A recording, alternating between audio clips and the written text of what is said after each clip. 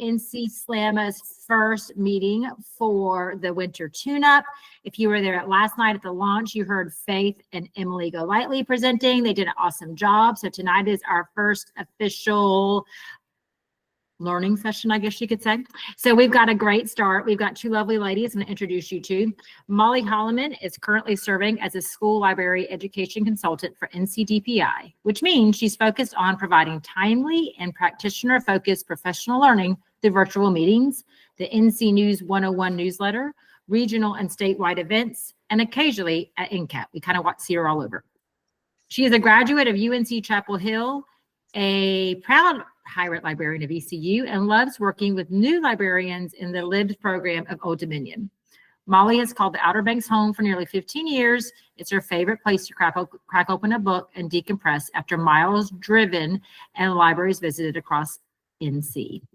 Our other presenter tonight is Heather Pinnica, who recently became the home-based section chief for the NC Department of Public Instruction after serving as the executive director of tech and media for Wilson County Schools, North Carolina. She has been in education for over 20 years with varied experiences pre-K through 12, working as a teacher, media specialist, instructional technology facilitator prior to transitioning to leadership roles at the district level. In addition to Ms. Pinnica's degrees, certifications in education, she is also a certified education technology leader, a certified government chief information officer. Ms. Pinnica is a champion for innovation in the areas of media, EdTech, and STEM.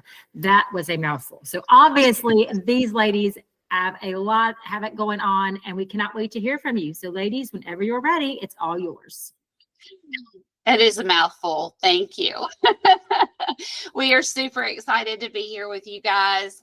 There's no matter what you do, being able to come back and talk about advocacy and action around media, around your passion is always just wonderful and just warms your heart. So thank you guys for having us. Molly and I are very excited this evening. We wanted to kind of start you off with kind of what we're hope to accomplish tonight. We are going to explore some proven advocacy strategies that will help school libraries secure some lasting support. And we're going to talk about leveraging some data to showcase student success, to aligning library initiatives with district priorities, all through methods that you can implement immediately. So we're going to challenge your brain a little bit, make you think, but also make sure that you leave here knowing that we are all in this together, because together is the most important part of this. So we're going to start off tonight. You should have the link to the presentation. So if you'll go to the third slide and click on this link, we want you to go into our Menti and start off by thinking about one way that your library makes an impact. Now, we know that you could put like 10 million ways that your library makes an impact. Does not have to be a huge way. It can be a small way, because we know that even the smallest of ways are big impacts. So we're going to give you just a minute to hop into this Menti link and tell us a way that your library makes impact. So if you haven't grabbed that link yet, the link to the presentation is in our slide deck, third slide, and describe one way that your library makes impact. Oh, I love it. Love it, love it, love it. I'll give everybody a minute to think about that.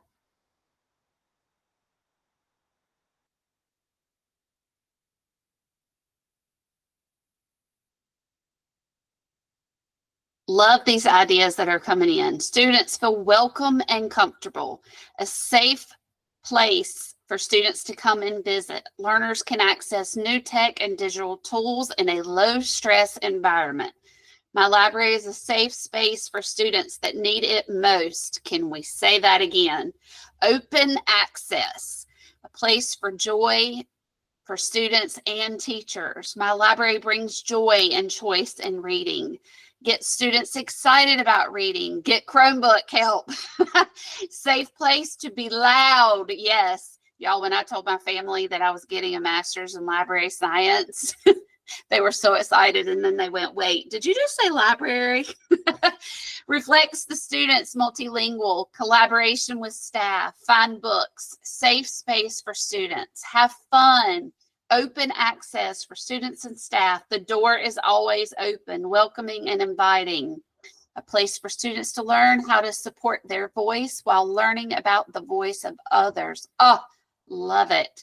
Giving students and staff a safe place to reset, recharge, and grow.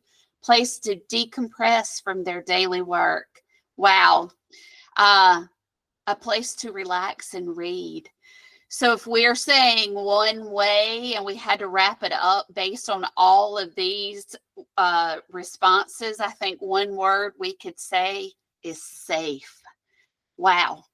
How many places and spaces in our buildings can we say are a safe space for children every day, all day? Wow. Give me a little chill bumps there. We know the impact that we make each and every day. And so yet we find ourselves constantly trying to remind others, sorry, y'all, clicking away. We feel like we finally are always trying to have to defend our space and tell that story. So if we know that impact that we make, and we know that we could take and define our space by one word, that safe space, and we know that impact, then why are we having to constantly advocate for our space? Anybody else feel that way? We've got a few examples that we want to share. I'm going to turn it over to Molly for a minute. Well, I want to acknowledge too that the way that they are safe spaces comes at a lot of work of the school librarian. That means a lot of relationship building, a lot of care, a lot of knowing your community, but also sometimes it means being able to take a stand and advocating for and making sure people understand, what libraries do and how we serve and how we do create that safe space. And I know people in this room right now, and probably a lot of people who watch the recording, know how hard it can be sometimes to maintain that safe space. So just want to start by acknowledging that you're already doing it. So if you are here because you thought you were coming to learn how to advocate, clearly everybody that wrote a response is already advocating for libraries. Showing up on a Monday night at 6:00 is advocating for libraries. And so I think it's really important. That was another big part of what Heather and I talked about, was making sure that you see different ways to advocate and that you take some time to reflect on how you're already doing that, because sometimes it feels a little heavy. You look at people, and I'll call her out. Chris Tuttle is amazing. She is a loud advocate for librarians. And so grateful to have people like Chris. And so many of you who are willing to go out there and literally walk for librarians and march for librarians and hold signs for librarians. And that is a beautiful way to advocate. We want to talk about many ways to advocate. So if you are coming to put on your Chris Tuttle hat, good for you if you have that. And if you are not here to put on a Chris Tuttle hat, don't worry. We have other ways to advocate too. So I wanted to start with that. And I know Heather usually says some really good words. She'll probably put them in here as well. But, don't, and I've heard Chris say them too. So actually in the last 2 weeks, I've heard Chris say something to the same effect that Heather says a lot. Don't measure yourself against these examples. Let them inspire you or let them affirm the work that you're doing. But if something does not register for you, that doesn't mean you shouldn't be doing it, or that you should be doing it and you're not. So just make sure that you're not measuring yourself against these and think you have to do it all. Great point. But genuinely, these were some things that I needed to hear as a new librarian, as a veteran librarian. I was kind of needing to be reminded that advocacy looks in so many different ways. And really what it is taking action. But if action is something that you see somebody else do that doesn't match what you do, that's okay. We're going to talk through that. So we wanted to start by showing you, sorry, Heather, should I pause? Do you have something to say? Well, I just want to jump back in and say, if we don't create safe places for our kids, then does anything else that we do really matter? Mm-mm. Like just the fact that everybody responses, that was the first thing that you went to of making that impact, just speaks volumes about the group here tonight. So I love what you just said, Molly, because that is so very, very true. I mean, that in itself is advocating for exactly what we do every day and what is at the heart of our media programs. So go for it. Okay. So we're putting this on you and the action that you do. Obviously, Heather and I saw Kathy was in here as too, DPI and DTL, we're doing what we can to obviously advocate for libraries, and it looks different. What Kathy does is different than what Heather does, which is different what I do. And so again, knowing that we don't measure against each other either, we just know that by doing these things together, we're kind of strengthening that what advocacy looks like for school libraries. But because most of you are the practitioner focus, that's what I do. I want to support you as practitioners and the librarians doing the work. We really wanted to feature some librarians, a couple that stand out to us in the work that we get to do across the state. And Margaret is one. Margaret is a librarian at Odell Primary School. And I've been working with her in a small group and doing some of the work around the revision of the impact model. And so Margaret was talking to me one day in our small group back in the fall, and she said, I shared the newsletter with my staff in my newsletter. And I said, your newsletter, I want to see your newsletter. So she just shared it with me, and something that she had put in the newsletter from what I had sent out like a month before. And I noticed what you see on the screen, which is these science of reading little infographics that she makes every month. And every month she has some little letters graphic. As you can see, it's fairly straightforward. But it's just a little graphic, and it explains something in the language that her teachers use. And then very simply, a couple ways that the librarian can help, or how the library can help with that specific aspect of letters. And I think that that's really powerful that she's using their language. She's putting it out in front of them. And if you open up her some more, you'll see it gets a lot of views. A lot of her teachers are reading her s'more. And I can't help but wonder if some of it is this, that she's reaching out to them and reminding them every month consistently with a graphic that looks familiar to them every month. Like, this is something that we can do in the library to support the work that you're doing in the classroom. Now, you're probably doing that. You might be trying to go to PLCs, or you send an email, or you send a newsletter, and all of those things are great. I just wanted to show you one more way that might look. And Margaret was very generous and said, sure, you can share that on the newsletter. So I put that on the newsletter. So it was like a full circle thing where she got something from the newsletter I sent, it went on her newsletter, and then it turned into something I could share with all librarians. So if you click on the SOR for NC News 101, that will bring you to a folder of all of the graphics that she's made so far, and you're welcome to use them just as they are. But that's a great way to advocate for that instructional collaboration and partnership that we can have. And it's so specific. Like, I really like that she zoomed in on the specificity of how we can help with science of reading. I think there's a lot of librarians who are probably left out of those trainings or left out of the conversation of those trainings. So I like that instead of what I probably would have done, which is like cross my arms and be like, well, I guess that's not important. She was like, I'm going to translate it and I'll make it my own way. So I just give 3 cheers to Margaret for doing such a great example of that. And I think that's key, is trying to find your way in to that classroom. I know as a former elementary school librarian, finding the time to find your way in is so difficult. I used to, at the beginning of each 9 weeks, I would ask PLCs, because I certainly never had time to hop into those, to just tell me, what are you getting ready to cover in the 9 weeks? And it was anything and everything that I could glean from the little notes that they would make on those papers to try to connect to what they were doing in their classroom, to the lessons that I was doing in the media center. And even the little things eventually started growing and helping them see me as an instructional partner. So just those little things help advocate as well. So now we're going to switch it up on you and show you Vanessa, who is in Durham County. I like every day I see something she posts. I'm like, I want to go hang out in her library. I want to hang out. I actually was going to go hang out in her library, and the stupid January snow threw me off. I'm kind of devastated. It will still happen one of these days. But the reason why I say that is because her videos, the things that she posts on Instagram and on TikTok are literally like, I feel like I visited her library. Like I know what's going on in her space, not because I've ever been. And not because I hang out and talk to Vanessa or anything. It's literally because she does a great job of just showing like little spurts of what's happening in the library. They're not overly produced. She's not trying to make them super shiny and, attention getting. I don't think she's doing it for views. She's just definitely doing it as a way to show this is what a library looks like. So if you have this, if you have people who come with preconceived notions about what what's happening in a middle school library, she's here to challenge those. So will you hit play, Heather, just so folks can see?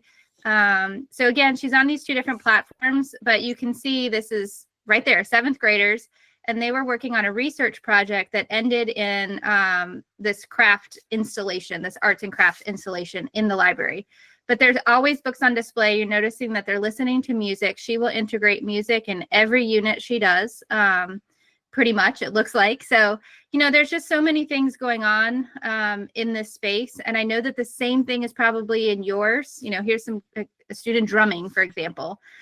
So I just think it's important that we do this, that sometimes we feel like we have to put on a production for our social media channels. But really, a lot of times it's just these few moments of reality that make the biggest difference. And when I see stuff like that, I think of the art integration she does. She brings in music, obviously a lot of history, culture, but there's also research that's happening. But it's not just, here are kids checking out books.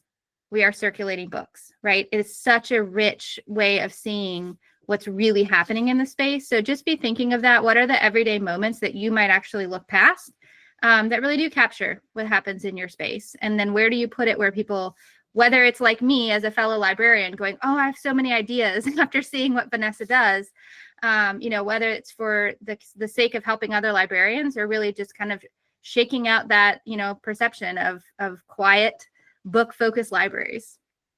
All right, Heather, you're going to take us through high school, right? Yes, but I need to know more about these jeans. Don't you guys want to know more about what is on these jeans? I will put the name of the book in the chat so you all can go do a little digging. It's super interesting. Probably the least bit of information I have is around middle school, so you'll have to tell me more there. All right, well, now we got to go on to South Garner High School. Chris Tuttle, we're embarrassing you tonight, I guess. This is South Garner High School, and this is the Titan Learning Commons. Most affectionately known as the TLC. So you go to the TLC to get some TLC. You will see on their webpage, they have their impact dashboard right away. And Chris has put this together through Looker Studio. So many people ask a lot of times about how this is done. And so Chris has shared about how she's put this together so that it is a very easy thing to maintain. So if you're interested in that, we can share out those stats. But I want you to take a look here. These are some numbers that absolutely amaze me. Student lunch visits. Okay. How easy is it for them to say, no lunch visits? And they're going to over almost 11,000 lunch visits. Tell me that doesn't correlate with how many books are being checked out here. Wow. Okay. And so you will see this dashboard is telling some stories here, right?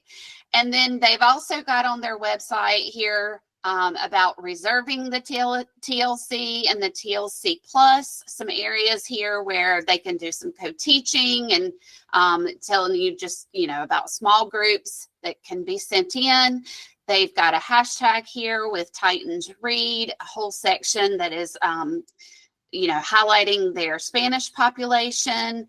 Finding out more here, they had a free book fair, some quick reads, Titans Read, highlighting, pictures of folks in their school reading, and you can tell there's comfy furniture here. They've got a little free library outside, so anything that they can do to promote reading here.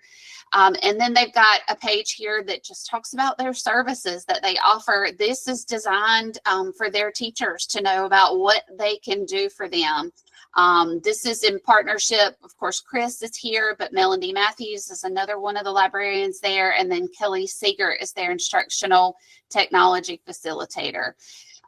So in addition to what they've got listed here on their website, we have visited there actually, and they have a I'm not even going to say it right, but a tiebrary where they on their door have ties. And so if you need a tie for a special event or you want to learn how to tie a tie, you come in there and they've got just ties for you to use. And if you bring it back, great. And if you don't, you don't.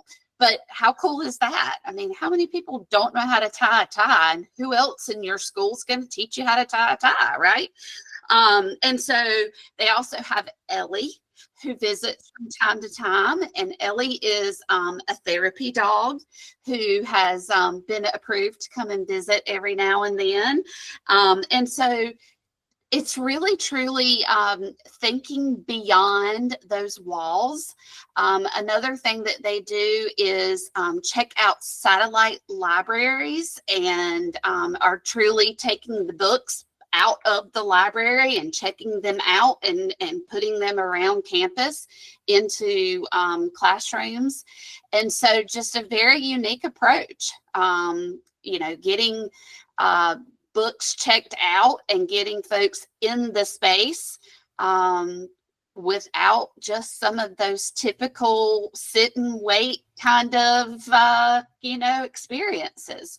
So great examples there of them telling their story through some data points.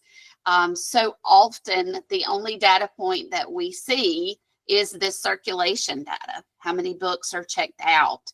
Every now and then we'll see, how many visits to the library, but I love how this is broken down to how many lessons they've taught, how many lunch visits, how many whole class book checkouts, how many books they've added to their collection. And so what I love is that you could set this Looker Studio up to be whatever data points you want to collect to help you tell your story. Anything on this, Molly, you wanted to add? Anything I'm missing? No, I just put it in the chat to give people a little heads up to be thinking about what works. While we are wrapping up this part, what do you think about these stories and what works? What's effective about what Margaret and what Vanessa and what Chris, Melody, and Kelly do to promote their programs? Yes. And then a question came up. Chris, are you able to unmute and answer the question about headcount, or do you want me to do it? Oh, I didn't see the question, but I'm happy to answer it. Okay. Christina wanted to know, and it's good, I guess, for the recording. How do you count the lunch visits? Okay, so it's very technical. It is kids. Kids have to have passes to come into the TLC at lunch. That's just a South Garner expectation. And then we bought one of those little clickers, like you might see somebody at Walmart or, whatever. And we just click, click, click, click, click. And we have 3 lunches. And at the end of each lunch, we just pull up our Google form. Your Google Looker is connected to a Google form. And then we just pull up our Google form, put in however many kids we had at lunch that day. And then it automatically updates on the website for us. And that's actually, I'll find the session from last year, but I actually learned about it winter tune-up last year. So I will find that and drop it in the chat. There we Thank go. you, Chris. Well, I can say too, from being there, 2 weeks ago, it's a lot of good FaceTime with students. Sitting there with the clicker is not the most glamorous thing to be doing. But I saw both Chris and Melody there, and just seeing the kids come by and chat with them. How are you? What's up? What's new? It's such a great opportunity to have that face-to-face time with them. And I love that it's just a clicker So I mean, like, that's something even I can multitask and do, right? Sometimes we think we have to be like so technical with stuff, but I love that you guys do that on the back end. Like the technical part is we have a number at the end of the day. Yeah. So after sharing those stories, and I think Molly put this in the chat, share your thoughts with us. Why do these stories that we've shared with you, what is it about these that work? So take a few minutes to kind of talk about in the chat, what is it that makes some of these stories that we've shared with you work?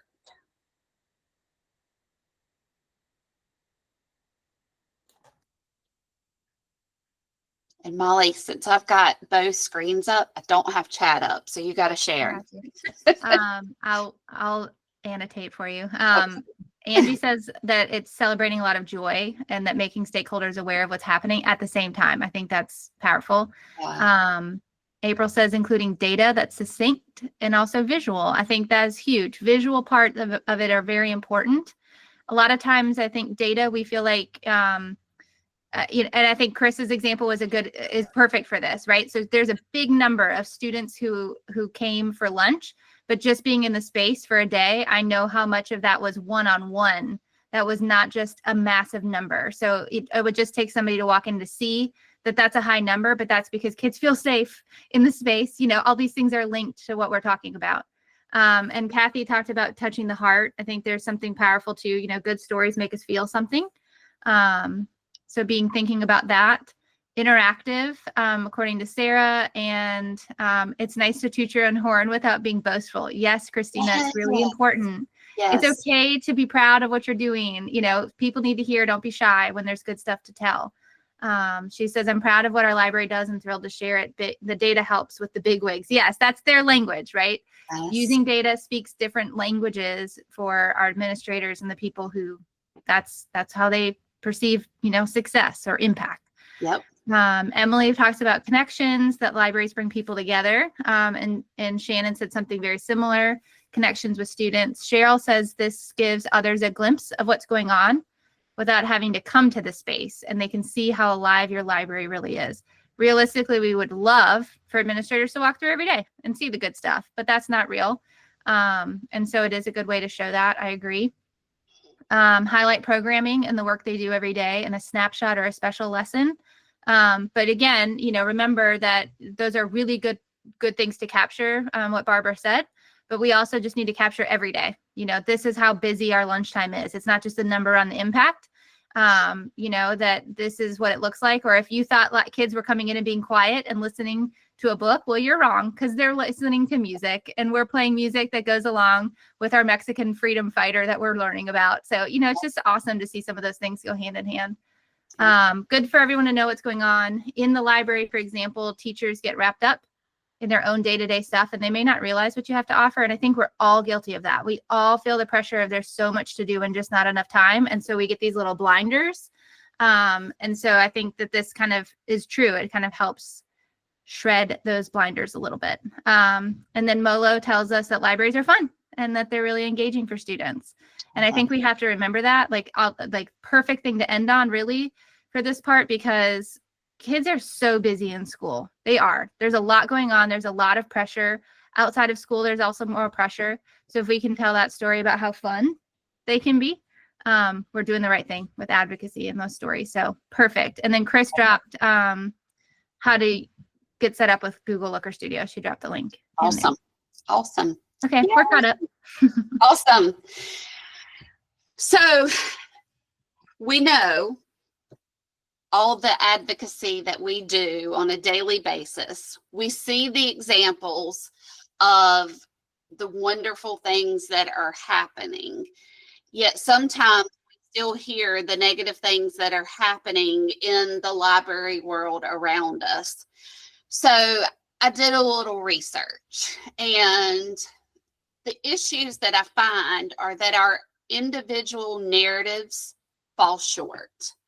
So I believe that we've got to start uniting all of these wonderful stories together, and not so that our individual narratives don't fall short. So I want you to take a minute and look at these 15 reasons why our individual narratives fall short. And I want you to figure out which of these statements kind of resonates with you. And then I want you to put that in the chat and tell us why. All right. So you're looking at these 15 statements of why individual narratives fall short. And then which of those statements resonates with you most, and tell us why.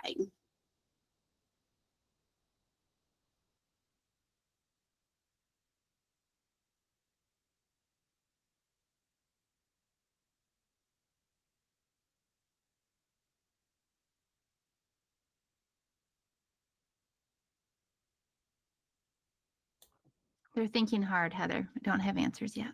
I know. Trust me. This was like, oh.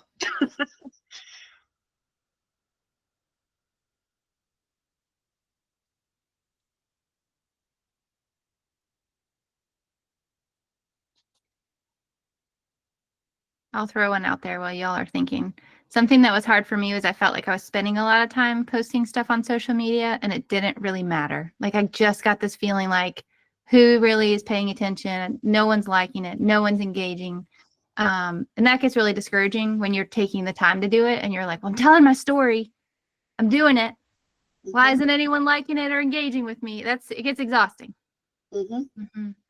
And Christina said, it can appear anecdotal that each lesson is kind of like a one-off and not necessarily like part of the bigger picture.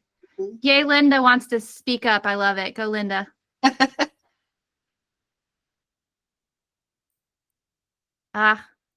You're muted. Uh-oh, is your mic not working? I want to hear Linda and I'm not hearing Linda. Hey.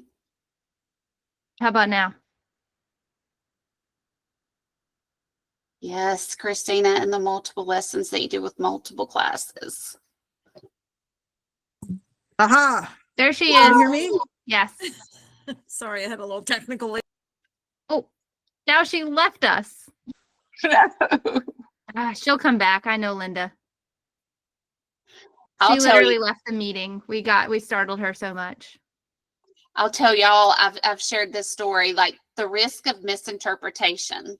Like never in a million years when I would share every year when my kindergartners would get their books the first time, how excited I was that they would come and get their books. Never in a million years would I ever think that somebody would look at that and think, oh, well, anybody can check books in and out for kids. I mean, like, really? I never thought about that. I saw a couple other ones come in. Christina's got her hand up. Super fast. Today we were proctoring access testing, which our libraries get taken over often for testing. Happy to do because it needs to be done. And we closed the media center for everything else, for technology and books and all of that kind of stuff. And one of our APs got very upset. And because the Wake ID was going down and it was a mess today. And he was like, well, there's the two ladies in there aren't even doing anything. And it's like, you have no idea what we do. And so it was disheartening to hear for sure. Especially when the same AP comes in and just kind of puts his computer up on her desk and is like, okay, I'm going to do your observation now. And it's like, you don't value what we do because you don't see what we do because you don't invest in what we do. Oh, that reduces credibility.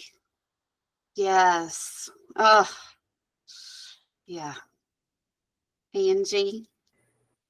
I was just going to highlight on the fails to highlight collaboration. I am in a fixed schedule in an elementary school library. So I always feel like everybody throws that word around a lot. And the expectation there is like, I can't come to your PLCs.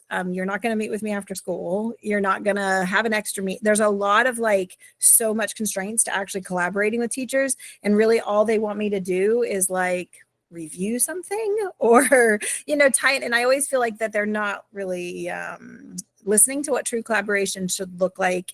And I've struggled with that for 10 years and sort of, I think I've given up on it in so many ways that I I don't know what to do with it when somebody asks me about it, because we really can't, because we don't have time. And so when someone says that about collaboration, I feel a little bit failure-like because I don't know how to do it.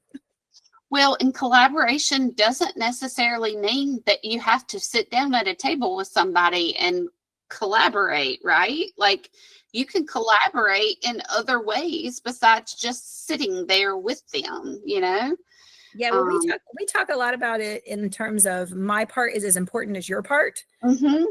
And that's not, and that's not the view we sometimes get from them. It's more like, well, I'm going to teach all of this content. Maybe you could just review it. Mm-hmm. Mm-hmm. And so sometimes I think the problem is the understanding of what that can look like and the variety of it. So yeah. Yeah, absolutely. I think that's a really good point. And it goes back to that, like, not measuring, right? Not every schedule, not every community, like, there's so many things that can get in the way, that when you do try to measure against other people who have a flexible schedule or don't have 2,200 people, like Emily does. I mean, even 700 in an elementary setting is a lot to try to find the time and energy to do true collaboration, right? Mm-hmm. Even when you do have some flex time, that takes a whole lot of other administrative tasks to juggle. It's not just like when I'm not teaching, I have all this time to collaborate. So I feel you, Angie, and I think that was a great one to bring up. Mm-hmm. Miss Emily, you want to jump in? Yeah, I was just going to piggyback on what Angie was mentioning with the collaboration piece. A lot of times when I'm working on, especially with podcasting with teachers, our collaboration is shared Google Docs, and we're communicating back and forth and adding ideas within that document. But that's not something that looks cutesy and fun necessarily to share on social media. So sometimes the stuff that is really the meat and potatoes that really gets you the most bang for your buck with your colleagues is not the stuff that's a cute social media post. Mm-hmm. That's the post you want to make and say, did you know that you can collaborate with a Google Doc? Well, and they want to see the finished product. Like, everybody gets all excited about the finished podcast or whatever you're creating together. But that's not the thing. I mean, that takes a fraction of the time. It's all the steps to get to that point, that they don't see the behind the scenes. It's the shiny object at the end that they want. Yep. Linda, did you get back with us and get your mic? Did you want to jump in? Yes, I had some technical problems. And then I had a pot boil over, so I had to get out and go do that. Oh gosh. So anyway, we were talking about advocacy, self-advocacy, and how do you advertise that? And now the timer just went off. So the newsletter, I send a newsletter out every month, and in the newsletter I try to highlight something that I did with another teacher. So when I send out, for instance, the March newsletter, it'll have a section in there, February highlights. And so I try to find something that I did with somebody, collaboratively, and then put it in there and highlight it. And so I put the teacher's name in there and say, Miss Carney and her ESL students worked really hard this week to blah, blah, blah. And then here's an example of what they did. And so I'll put a hyperlink in to a Google drawing or a Canva page, or we did stop motion film. That was really fun. And I do it with the hope of more people catching on and asking to do that work with me, but it's not catching on as much as I was hoping. And I got to a point where I was actually putting Easter eggs in the newsletter, like, please send a note with your kid that when they come down and print, if you read this line, be the third person to email me and I'll put a prize in your mailbox. Aww. And please, and then, so it was buried within a paragraph just to make sure people are reading.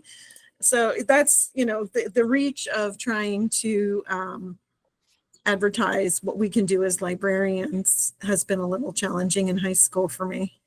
Yeah. Amen. It's tough. It's tough. And even, I think that's, Linda, what you're saying, and like being vulnerable and being honest about it is really important, because I think there's a lot of people who feel that right now too and go, man, I'm tired of sending the emails that nobody's reading, just like I'm tired of posting on social media when nobody's engaging, right? So if you have, if you know, I think that that's a great suggestion to kind of bury things, to highlight your colleagues is an amazing idea as well.